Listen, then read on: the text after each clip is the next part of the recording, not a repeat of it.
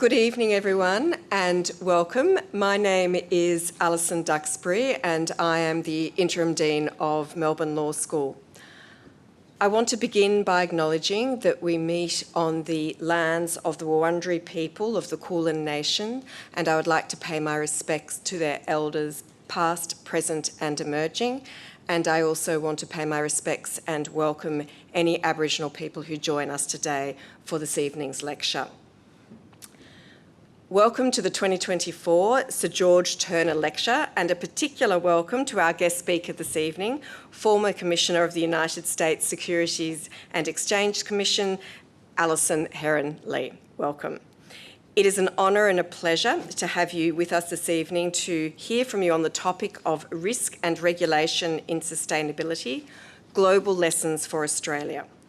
Former Commissioner Lee will address the global shifts in sustainability regulation, the risks and steps that leaders in this space can be taking to match the pace of a rapidly changing global environment.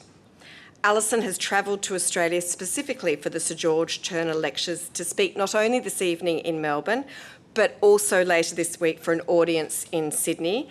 And it is a long way to come, and this is her first visit to Australia, so thank you very much for coming.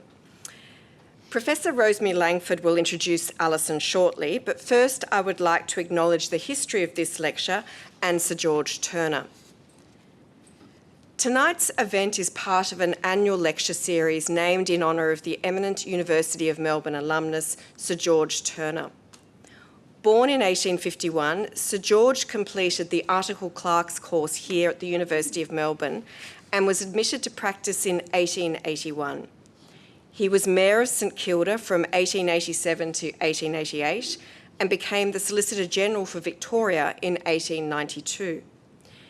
In 1894, he became Victoria's first Australian-born Premier before entering federal politics in 1901, later becoming Treasurer and presenting the first 4 Commonwealth budgets. The lecture was established by his daughter, Grace Melvin Turner, on her death in 1959. Over the years, many distinguished speakers have delivered this lecture on a wide range of topics, including the Right Honourable Lord Dyson, Master of the Rolls of England and Wales, Judge James Crawford of the International Court of Justice, and Justice Suzanne Glazebrook of the Supreme Court of New Zealand. It is therefore an honour to welcome Allison Herren-Lee to deliver the lecture in 2024. This lecture was organised by Professor Rosemary Langford of Melbourne Law School and Professor Rosemary Addis of the Faculty of Business and Economics, and I thank both of them for their work on this year's events, both in Melbourne and in Sydney. Both Rosemarys, there are 2 Allisons and 2 Rosemarys here, have enormous expertise and experience in corporate governance and so are very appropriate to lead the conversation this evening.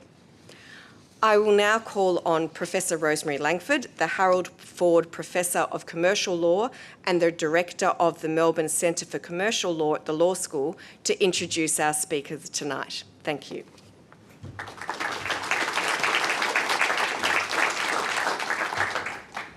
Thanks, Alison. Well, there's no doubt that tonight's topic is extremely timely. For companies navigating the global scene, it's very challenging for directors and managers to work through that maze of differing reporting standards and regulatory requirements. And these continue to shift as we confront large-scale environmental and social transitions across the world. Here in Australia, our corporate regulator, ASIC, has signalled greenwashing as a key enforcement priority, and mandatory climate reporting laws commence next year, with the Financial Review yesterday reporting a significant level of concern amongst directors about these laws. The massive regulation and shifting standards can at times seem overwhelming. So to help us make sense of the complexity, I'm very pleased to welcome Allison Herren-Lee, who's eminently qualified to help us navigate this topic of risk and regulation in sustainability globally. As Allison said. Allison is former acting chair and commissioner of the SEC, having served as commissioner from 2019 to 2022, during which time she emphasised transparency for investors, market ethics and the evaluation of climate change and broader environmental, social and governance issues as SEC priorities. Allison brought to that role a decade of service across other roles at the SEC and a career in private practice in securities and other commercial litigation, interestingly also having worked in the energy sector prior to her legal career. Significantly, she championed transparency and corporate accountability surrounding greenwashing, following increased demand for sustainable investment. Allison is currently a professor with NYU and counsel with the Washington DC firm Cohn and Calapinto. She's also a member of the board of directors of the International Foundation for Valuing Impacts, with a mission to build a global impact economy translating environmental and social impact into the language of currency. And in addition, a director of the board of Persephone AI, which is a carbon accounting software firm with global operations. Following Allison's presentation, we'll have a panel discussion and the opportunity for you to ask questions. I'll be joined on the panel by my colleague Rosemary Addis AM, who's a sustainability expert and an enterprise professor here with the Faculty of Business and Economics. Rosemary and I, together with others at the Melbourne Centre for Commercial Law, have been working on key sustainability issues and on the interaction between sustainability and directors' duties, regulatory standards and corporate purpose. So if you have a question during the panel session, please raise your hand and a microphone will be brought to you. Could I also remind you that tonight's lecture will be recorded and will be made available on the Melbourne Law School website. So without further ado, I'll hand over to Allison for her presentation.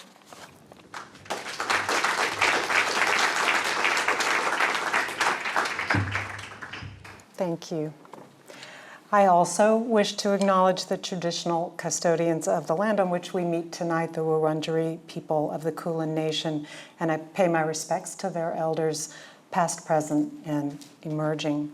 So thank you for having me here, and special thanks to Rosemary Addis and Rosemary Langford here at the university for inviting me and for patiently helping me prepare for what I hope will be an informative discussion about risk and regulation in sustainability. And finally, before I begin, I want to say it's a privilege to give remarks in honor of such a distinguished public servant as Sir George Turner. I took the occasion to read about him and his history of public service here, which is long and impressive, not the least of which, near to my heart, was efforts to secure voting rights for women. But I especially appreciated the description by one historian of Sir George as frugal, prudent, unyielding, and self-sacrificing. So I think that's a model for all of us, and it's one that ages well, even in the most uncertain times and under the greatest of challenges, like those we face today, one of which, of course, is our topic for tonight, sustainability. So broadly, I want to proceed in three parts. Let me just make sure the slides are working here. Tonight, first, an overview. What is sustainability and why do businesses care about it? I'll do a little bit of level setting there around what I mean when I use the term, the somewhat ubiquitous term sustainability, and how that relates to another somewhat ubiquitous term, which is ESG. And then take a look at the link between business objectives and sustainability objectives to understand why businesses do and should care about these issues. Second, I want to talk about the current state of play with respect to regulation in this space in the US, which is most definitely in flux, and also globally. And then third, I want to talk about what I have learned from business leaders around the world about best practices when it comes to sustainability, sort of the no regrets moves that you can take now in this changing landscape of investor and other stakeholder demands, as well as impending regulatory overlays, as Rosemary was alluding to. Because as we know, even if a business decides to do almost nothing or do the bare minimum, that decision should be an active, not a passive choice after careful analysis of all the factors. I think failure to at least undertake an analysis related to sustainability at this time is quite a risky path, no matter your personal or political views. So moving to the first topic, what is sustainability? Just like that. We don't have to agree on a universal definition or meaning for that term in order to have an informative debate or discussion. I just want to ensure that I offer a level of precision about what I mean when I use the term to ensure there's clarity around the points that I would like to make.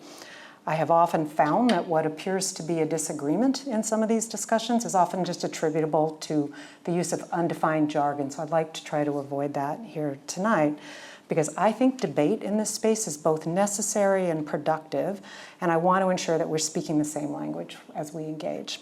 So what do I mean when I use the term sustainability?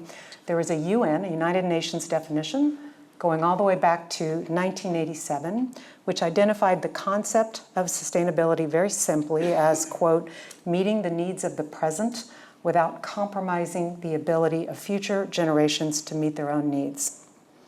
So is that clear to everybody?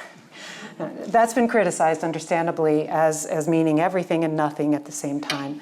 But I still think it's a good way to conceptualize the issue, how we balance important trade-offs between shorter and longer term goals and needs for businesses and the larger society in which they operate.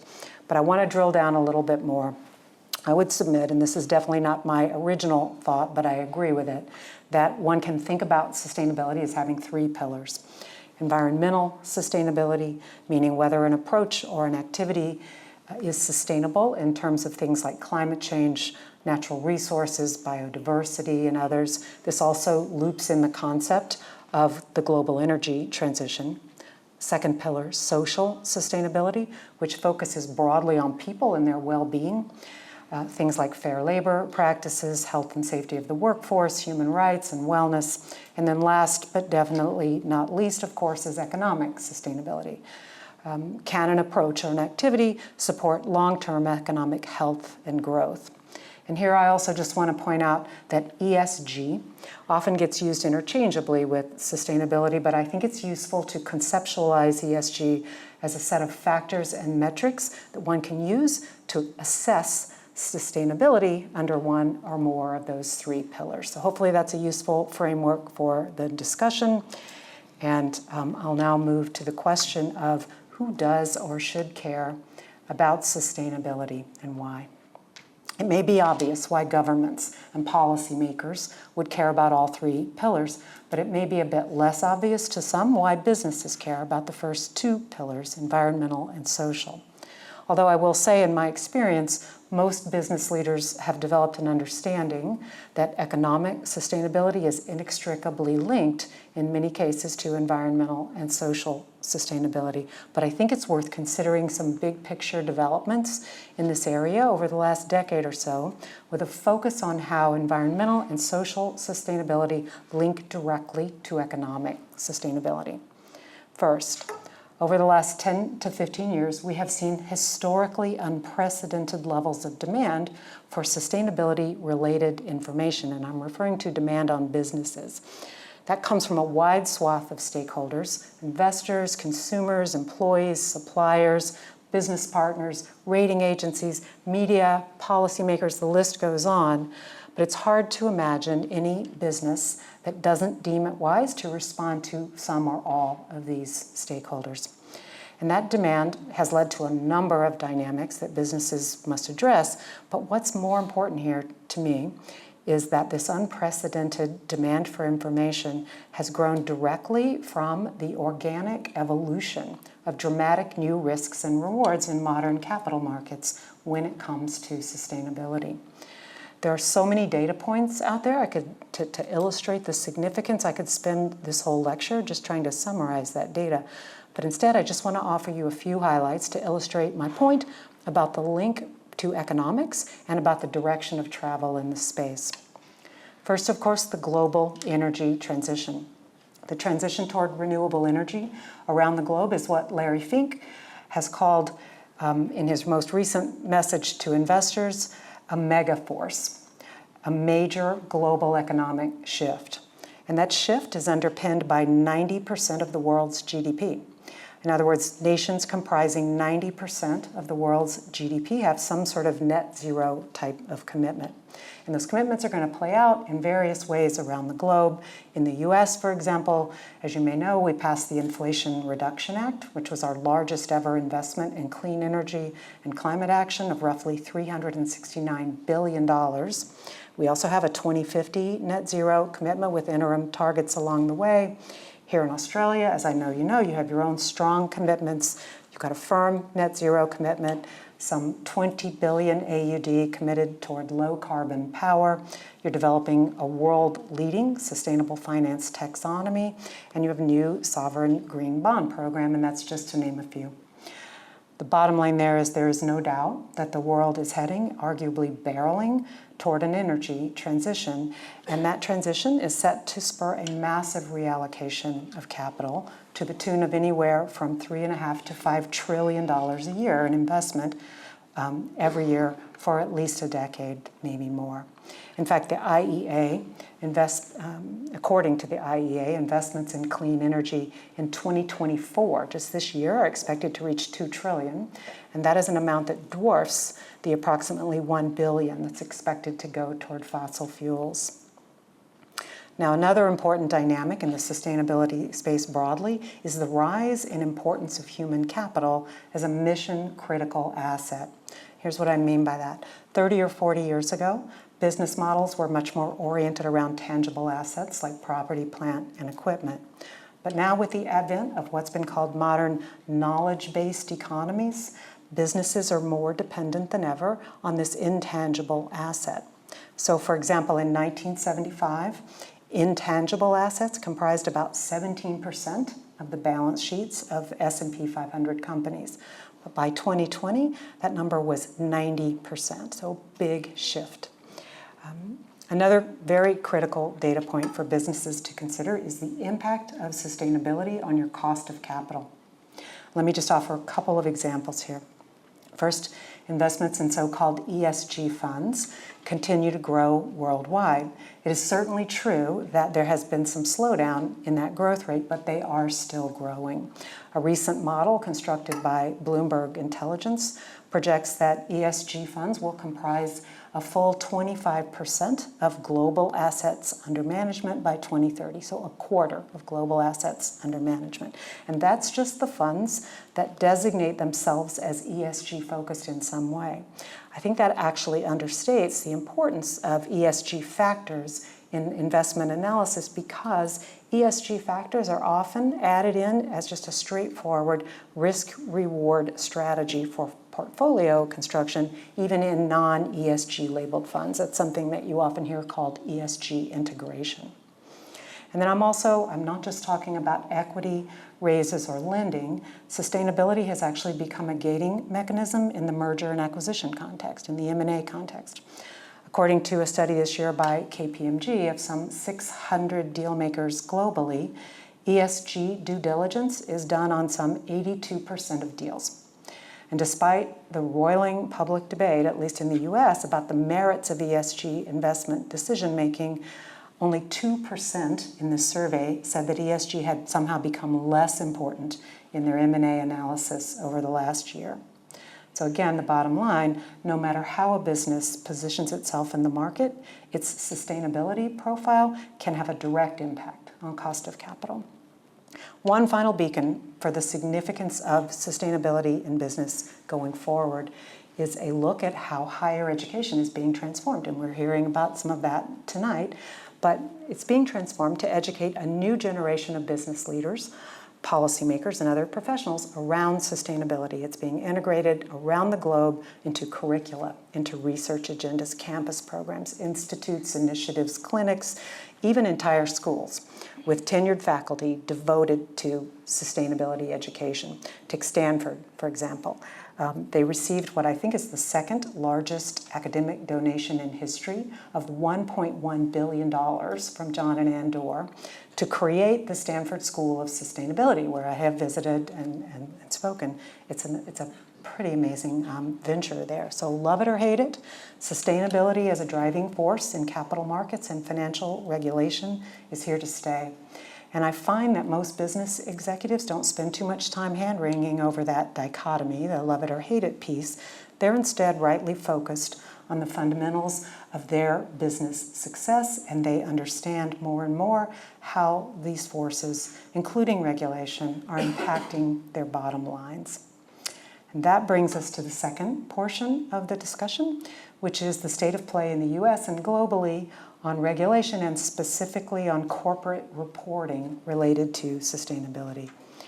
Here, I want to largely focus on the environmental pillar of sustainability because for a number of reasons, as we have watched sustainability gain traction in capital markets, most jurisdictions have taken a kind of climate first, but not climate only approach, with other sustainability issues following closely on the heels of climate.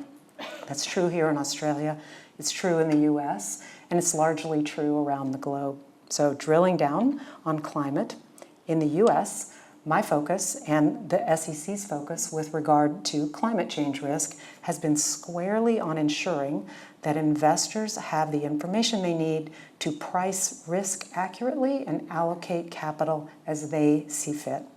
The SEC takes no position on how much or how little risk any business should take. It takes no position on how investors should allocate their capital. Rather, the focus is on information, on transparency and accountability around business risks and opportunities. So in March of 2024, the agency released its final rule, which can be broadly thought of as having 5 components: information about material risks, material strategy for addressing those risks, material information about the governance over those risks and strategies. The 4th piece is disclosure of greenhouse gas emissions for large filers only, and only for scopes 1 and 2, if material under the US federal securities laws. The 5th piece is disclosure of certain current financial impacts from climate change and strategies to decarbonize if you have one. It doesn't require you to have one. But something important to note about this broad construct is the extent to which it leverages and mirrors a market-driven framework of TCFD, which you may all be familiar with, the Task Force on Climate-Related Financial Disclosures. TCFD has been broadly adopted by companies around the world on a voluntary basis, and now it forms the core of the regulatory reporting standards that we see emerging worldwide. So the first 3 components of the SEC rule, risk, strategy, and governance, that tracks TCFD.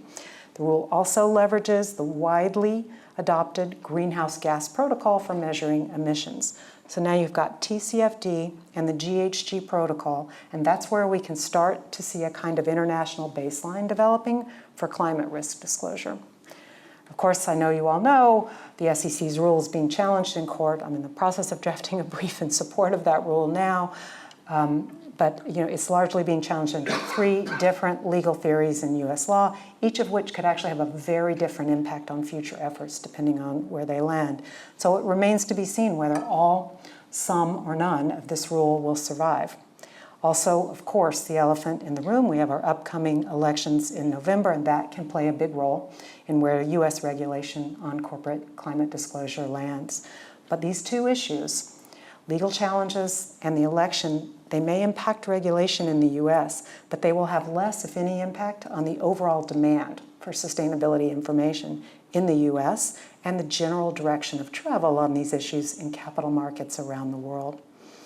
Now, the states, too, it's worth mentioning there are efforts in individual US states, a number of them, including ones with very robust capital markets like New York and Illinois, and many others have proposed climate risk disclosure legislation. Of course, as you also likely know, California, which has the 5th largest economy in the world in terms of GDP, actually did pass legislation last fall. California's law also has been challenged in the courts. We'll see where that lands, but it's less likely that California's approach will be impacted by the November elections, at least not in the same way that the SEC's rule could be. Now here I won't go into the differences between the SEC's rule and California's rules. They're underpinned by very different policy goals. But again, I want to note that California's law, just like the SEC's, leverages the existing frameworks of TCFD and the Greenhouse Gas Protocol. Those can be thought of as common denominators. Because these laws leverage TCFD and the GHG protocol, they should lead to reporting that at least substantially aligns with the climate standards of the ISSB. In fact, California's climate risk law specifically states that ISSB-aligned reports will be accepted as compliant. Also, something that wasn't really picked up by the press or perhaps even widely noticed, but I think is significant, is that when the SEC adopted its final rule, we had commissioners on each side of the aisle, one Democrat who voted for and one Republican who voted against, but each of whom supported in their statements some type of alternative reporting or recognition of foreign regulatory requirements, including those of the ISSB. So we'll stay tuned there for what could be a bipartisan path forward in the US. Now, turning to the ISSB. I have long been a very strong proponent of the work the ISSB is doing, in part because of the obvious need for global harmonization on climate change risk. The largest emitters in the world are multinational. They're going to be exposed to a number of different regulatory regimes, and most importantly, climate change is a global issue, so it requires a globally coordinated response. And as you all know, the ISSB has issued its first two standards, S1, which applies broadly to sustainability, and S2, which deals with climate change risk. So here, once again, on climate, we see with the ISSB pulling in these same common denominators of TCFD and the GHG protocol. But let's take a look at where we are globally now with this new ISSB standard S2. The uptake so far has exceeded even the most optimistic of predictions. As of now, more than 20 jurisdictions have decided to use ISSB standards, or they're taking steps to introduce them into their own frameworks. This, of course, includes Australia, as you know, but importantly, the uptake so far worldwide covers roughly 55% of global GDP and over half of global GHG emissions. So ISSB, it also has the direct endorsement of IOSCO, the International Organization of Securities Commissioners, which has encouraged its 130 members worldwide to adopt or incorporate the standards, and we're just at the beginning here. I think that the ISSB standards broadly reflect market expectations going forward, and they're on their way to becoming the new norm globally. Now, there's still some significant differences to navigate when it comes to global regulation in the space. And here, of course, I'm referring to EU regulation and the Corporate Sustainability Reporting Directive, or CSRD. There's so many acronyms in this world, it's hard to keep track of them, but you probably know the CSRD, which, of course, has different policy objectives and requirements. And those objectives go beyond the mission of the ISSB. And most significantly, the CSRD applies something called a double materiality standard, which asks companies to consider not just what's financially material to their investors, but also the material impacts that a company may have on the broader shared problems and goals of society. That said, the ISSB and the EU have worked together, I think, constructively to help companies and users identify both the commonalities and the incremental differences between ISSB and CSRD. And they've actually, for now, issued interoperability guidance, which I think is quite helpful. It's publicly available. My hope and expectation, though, is that we will see continued convergence here between ISSB and CSRD. And I'll tell you one reason why I'm optimistic on that front is because I think that convergence is going to be fueled by the advocacy of the largest multinational corporations around the world, including in the US. It's in their interest to see harmonization here. So in sum, we will have to wait for the US regulatory landscape to settle, but market demands will continue, and the direction of travel remains largely the same in the US and globally. So that brings us to the third and final section of the discussion. What does all this mean for businesses? What are business leaders doing now in the face of some level of regulatory uncertainty, but also increasing demand and criticality around sustainability issues? And for this part of the discussion, I'm going to broaden the scope back to all three pillars, not just the climate piece, because each of them may have some bearing on business decision-making now. And here I want to point out, I am not here tonight, anyway, to advocate in this lecture for businesses to adopt sustainable business practices. I have my own views on the wisdom of that, informed by my own analysis as a board member, as Allison mentioned, of a company called Persephone AI. It's a carbon accounting software startup in the US with a global reach, where we've done a deep dive on these issues for our own business imperatives. Because I think many, if not most businesses, have and will continue to reach that conclusion on their own that it's wise to adopt a number of sustainable business practices when they do the analyses that I'm about to describe. And if your business analysis does not lead you in that direction, we'll find out soon enough if you're right, because markets have a way of letting us know these things. So with that, let's drill down. A lot of the discussions I've had with market participants, understandably, revolve around regulatory preparedness. And that is certainly an important and in many cases difficult path to consider. But I think it's important to put regulatory concerns in their proper priority in terms of overall business strategy. Your goal as a business is not to just comply with the law or comply with regulation. That is a necessary but not sufficient part of achieving the broader goal of adding value for investors and in some cases, depending on your business model, for other stakeholders. But the work, the analysis that businesses need to undertake should start, and I hear this repeatedly from business leaders, by drilling down on which specific sustainability issues are authentically tied to your business risk and your business aspirations. And if you start with your focus squarely on authentic risks and rewards to your business, then when it comes to regulatory reporting or other types of transparency, you have at least 2 points of advantage. One, you've already collected some, if not all, of the relevant data because you've already assessed it for your own strategic purposes. And then two, by completing that strategic assessment and putting plans in place, you've increased the odds that transparency around these risks and strategies are going to operate to your advantage. So, with that in mind, let's talk about what businesses are doing. A lot depends on where a particular business is in your sustainability journey. We know that many businesses are very far advanced in this work and others hardly know where to start. So I'm going to break it down from start to finish as if we're writing on a clean slate here.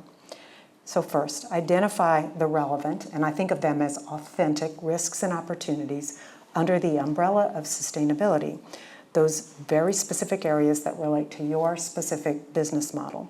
When it comes to the risk side, you can literally just take a checklist of items, if you don't already have one, from, you can use SASB, that's another acronym, the Sustainability Accounting Standards Board. They have a sector-specific guidelines that were adopted by the ISSB. You can use that as a jumping off point. Don't limit yourself to issues where either current or impending regulation is likely to require reporting. You create the longest list you can. You could easily eliminate certain items if they're not relevant, but you should be sure that you have at least considered them all. You can create a heat map or a probability magnitude analysis and score for each one. In other words, what is the probability that the risk will materialize and what is the magnitude of the impact if it does? It's a very familiar construct, I'm sure, for many of you out here for risk identification and analysis in most businesses. And by the way, it's no coincidence that under US federal securities laws, the probability magnitude test is the legal test for materiality. Now, I'll note here that impending or existing regulation can elevate the scoring under either probability or impact. So that will be a consideration as you're mapping risk. And it's even possible that a risk makes it onto your heat map entirely because of regulation. But in any event, this analysis will prioritize which items get attention or resources, how soon they get them, how much attention they receive. And for this work, you'll have to consider whether you already have the cross-sectional expertise internally, like a chief sustainability officer or an ESG controller or its equivalent, or whether you may need to hire outside expertise. But the bottom line here is to list and analyze the potential risks and rewards, decide which ones matter as a business proposition first. Regulatory reporting requirements should not be driving your calculus. Business risk and strategy should. One final point that I often hear from business leaders is that once you've identified the authentic risks and rewards that your business has on all sustainability topics, you should step back and consider broadly whether you choose to simply just manage these risks and rewards, or maybe you want to be a leader in the space. In other words, are you going to place a higher priority on sustainability than other risks and rewards, and if so, why?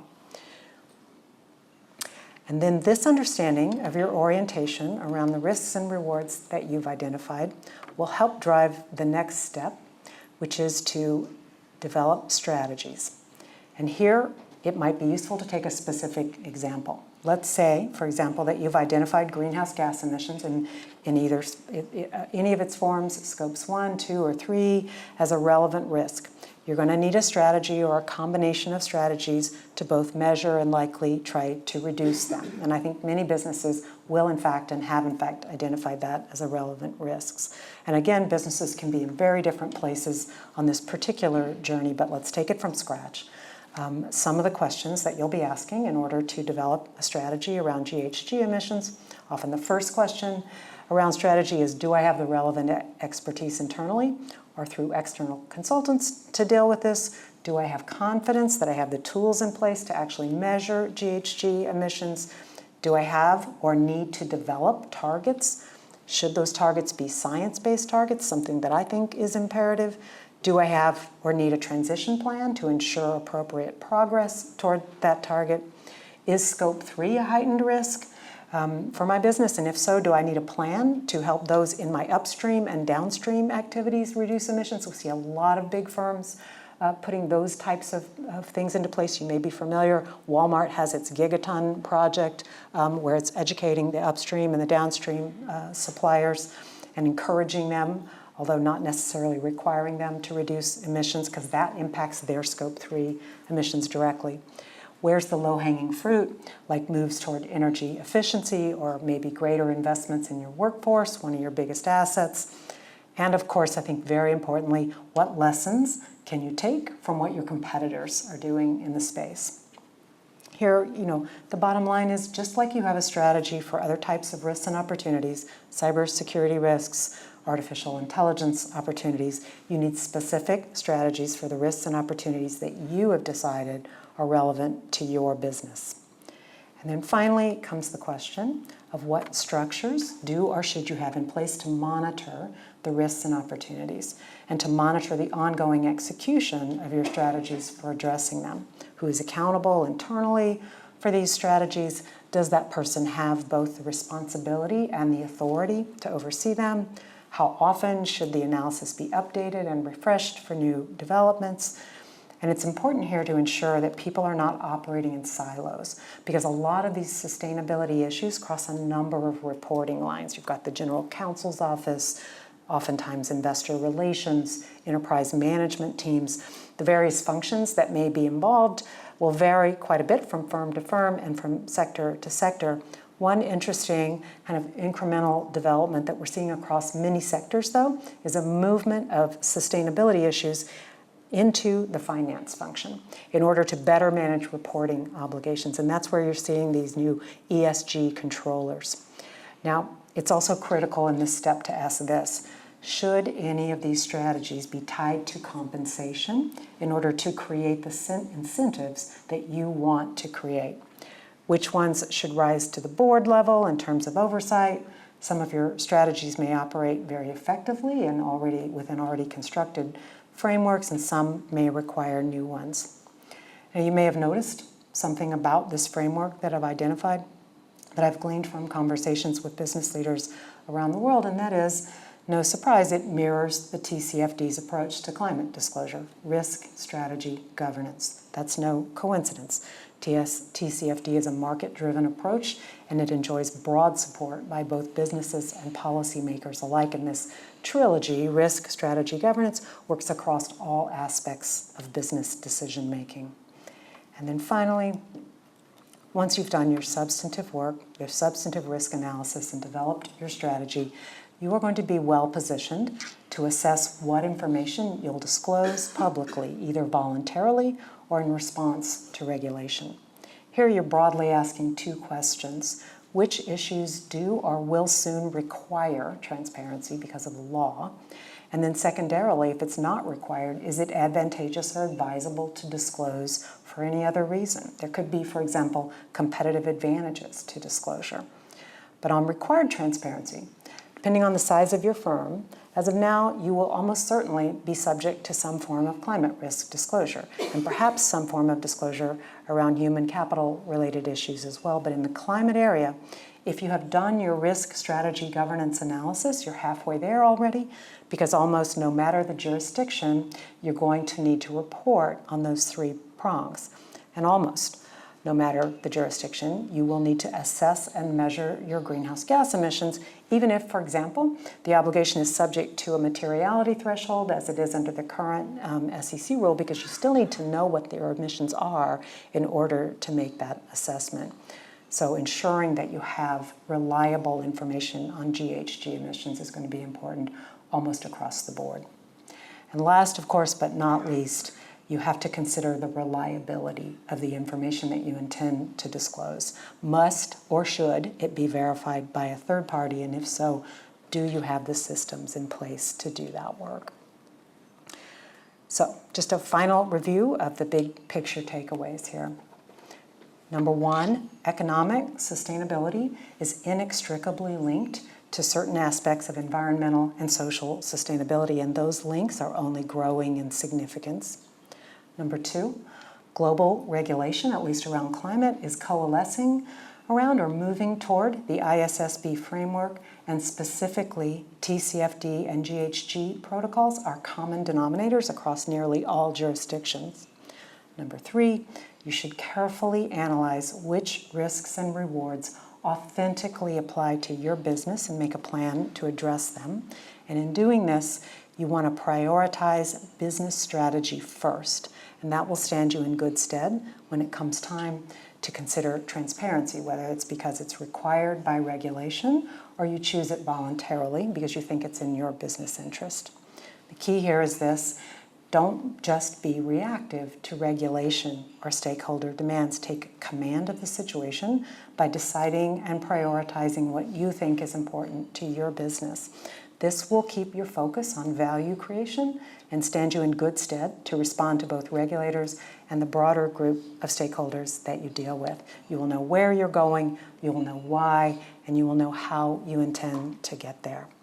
So in that vein, I'm going to close with one of my favorite quotes from an American philosopher that you may or may not be familiar with him and his, I'll call it, unique brand of wisdom, but he's known affectionately to us in the U.S. as Yogi Berra, who also happened to be a great baseball player for one of our iconic baseball teams, the New York Yankees. And I think this quote neatly encapsulates my points tonight, which is be careful. If you don't know where you're going, you might not get there. So thank you so much, and I look forward to the discussion.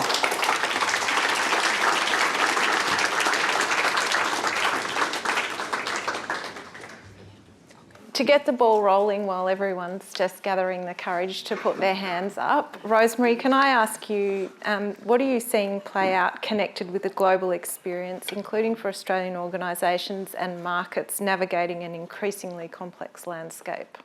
Yeah, thanks. And thanks, Alison, for your remarks and to the law school for hosting us. I would say that while Australia has been a follower rather than a leader to date in this space, we are fortunate to have a number of people who have been very influential in leading a lot of the international developments, some of whom are here tonight. And I want to call out colleagues who are here at the university, and people who you can seek out, including Carol Adams, the chair of the Global Reporting Initiative, Fabian Michaud, who's the architect of the SDG Impact Standards, Brad Potter, who's been working with the AASB. We have a lot of experience in this country to draw upon, people who've been doing this for a really long time. And I think broadly the themes that Alison's explored in her keynote are very resonant for where we are in Australia at the moment.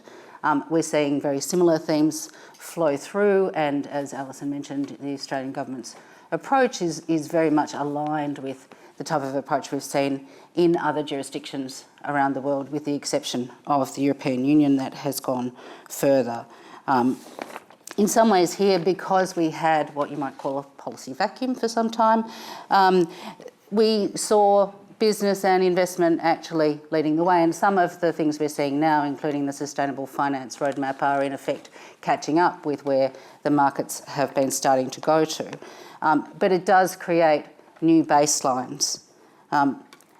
It's important to acknowledge that these are very significant shifts. This is a huge transition. What we're seeing in regulation are still lag indicators in terms of the sustainability picture.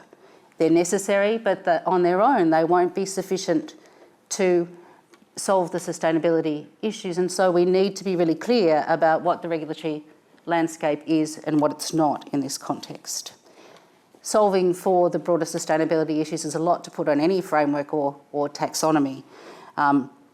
And we know now the interconnection between the social and environmental is increasingly evident. One of our colleagues internationally has said, it's like a Rubik's Cube, you can't solve it one face at a time.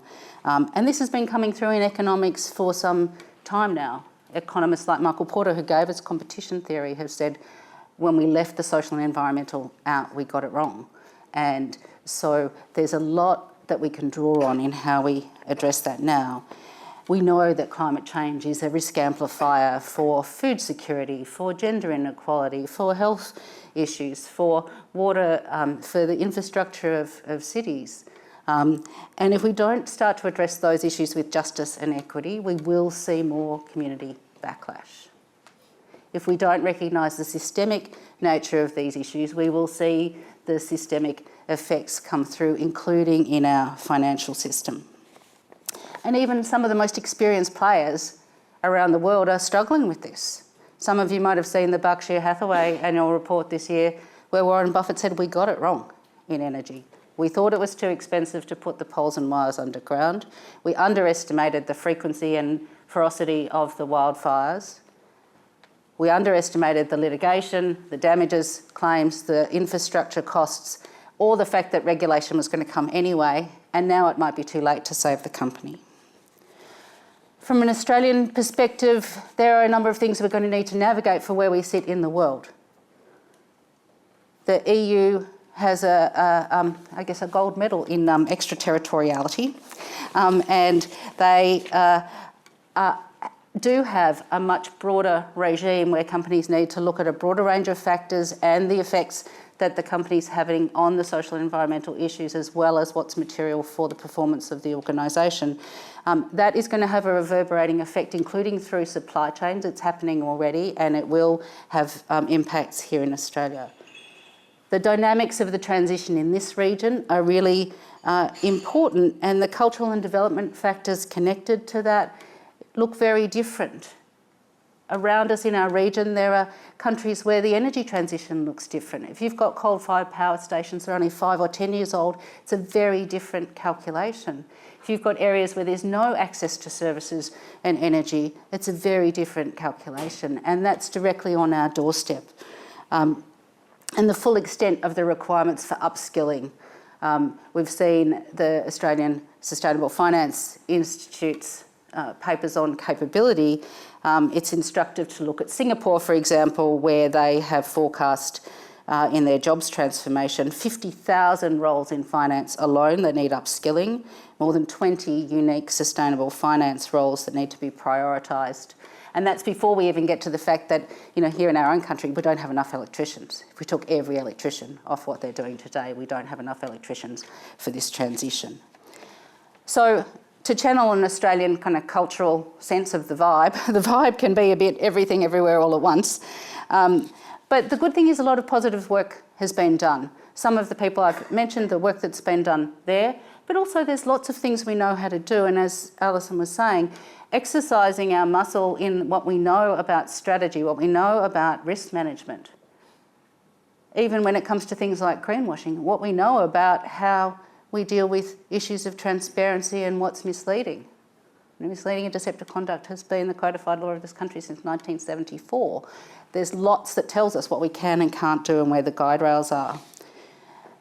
I want to underscore in closing that Alison referenced proactive leadership. I would say in some areas we also need moral courage, including to give cover to governments to keep going in the right direction.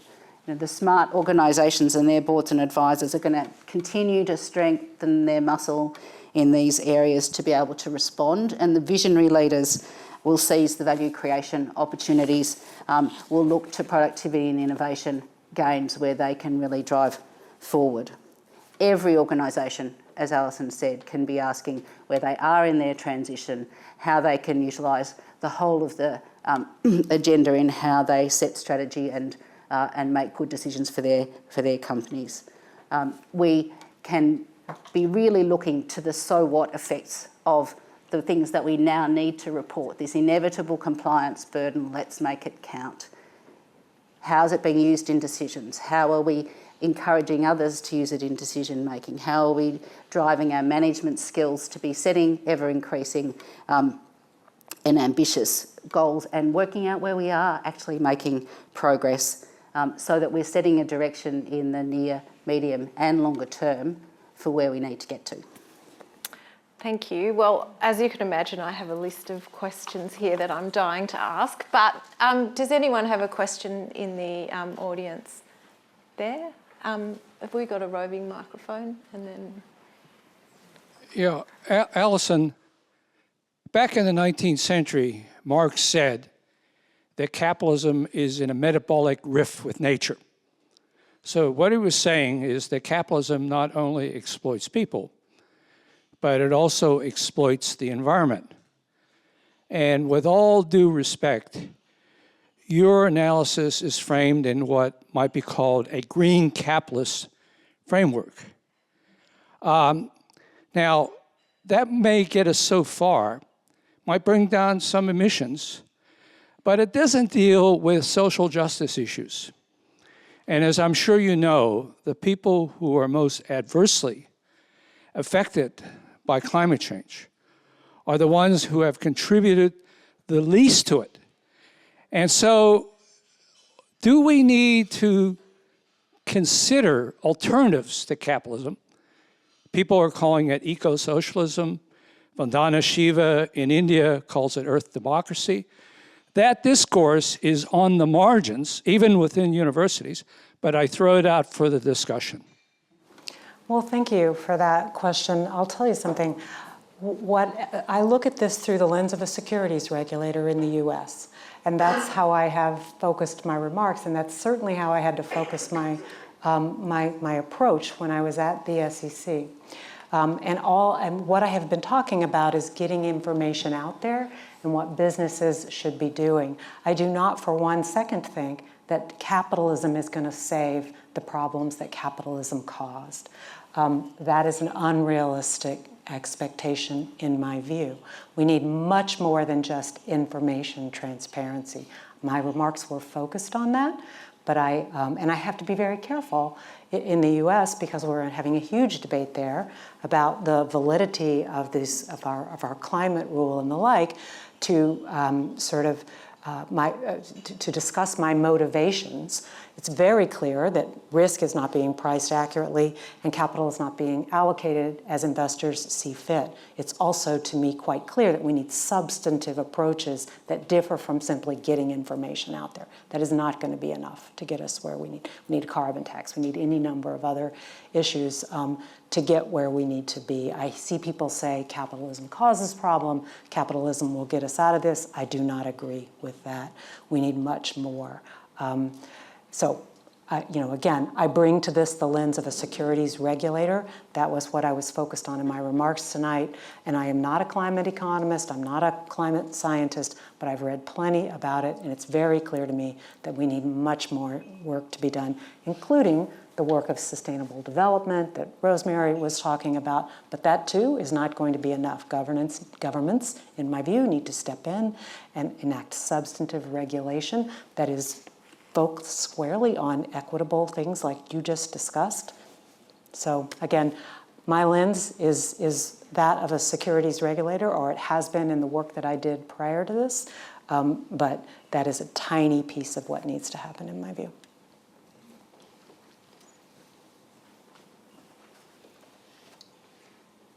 Thank you. And thank you, Alison. The European Sustainability Reporting Standards were developed with the Global Reporting Initiative and effectively mandate a large part of the GRI standards. They take the same approach and the thinking that you have to start with an organisation's most significant impacts to know what the risks of those impacts are and to get to what is financially material.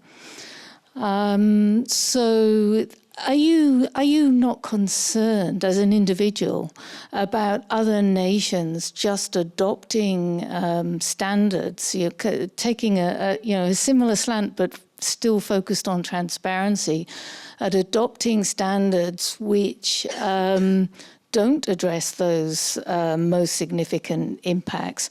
I have been talking with a group of US investors and investor bodies quite regularly about their views on this, and they are also, as investors, very concerned about these most significant impacts. The European Sustainability Reporting Standards are an adaptation of the GRI standards, fine for Europe, but they may not suit other jurisdictions. So why are we just talking about those? Why are we not talking about the GRI standards, which are developed globally with people from all over the world? And I do have an interest in this. I chair the Global Sustainability Standards Board, just to make that clear. So your point, though, I just want to make sure I understand it. You believe then that, for example, the ISSB standards fall short in ways that the GRI does not? I believe they're very important, the ISSB standards. Yeah. So I'm not denying that reporting on risks is important. Right. But we believe that you can't get to all those risks unless you know what an organisation's most significant impacts are on the environment and on society. Because these matter to a lot of investors, a lot of people who are investing long-term in pension funds, and stakeholders influence the success of businesses on which investors rely. Right. Well, let me say this, again, not to fall back on what I just said, but I did bring, at the SEC, I had to bring the lens of a securities regulator in the US, and I think global harmonization is important. What I don't want to see is that become pressure toward a lower common denominator across the world.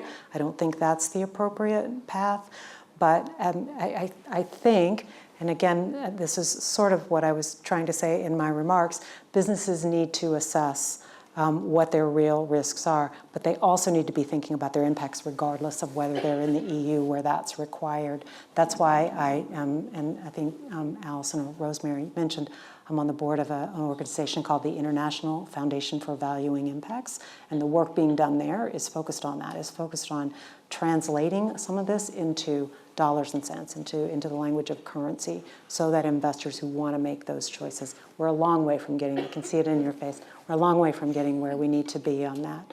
I support and understand what you're saying, but I have had to, in my career, I've had to focus very carefully on what can be accomplished in the US in this space, and it's been a bumpy road, but I don't think you're wrong with your point. Rosemary, did you have any other comments you wanted to add to that, or? I think, coming back to the point Alison made earlier about proactive leadership and really examining the risks across the whole of a company's landscape, they're really, the tools that are out there are really helpful. And so many Australian companies were preparing GRI-based reports before we even started on the ISSB process. They have familiar structures and mechanisms within their companies for doing that. Why would we not continue to utilise those insights to be driving it?